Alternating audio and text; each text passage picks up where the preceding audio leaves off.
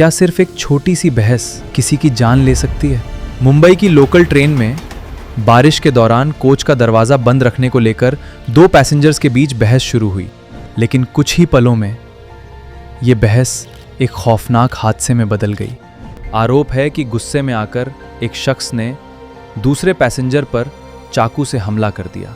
सिर्फ 22 साल की उम्र में एक जवान जिंदगी हमेशा के लिए खत्म हो गई। जहां लोग रोज अपने सपने लेकर सफर करते हैं, वहीं एक मामूली सी बात मौत की वजह बन गई। इस घटना ने मुंबई लोकल की सुरक्षा पर कई सवाल खड़े कर दिए हैं। आपका क्या मानना है? क्या पब्लिक ट्रांसपोर्ट में सिक्योरिटी और सख्त होनी चाहिए? कमेंट करके ज़रूर बताएं।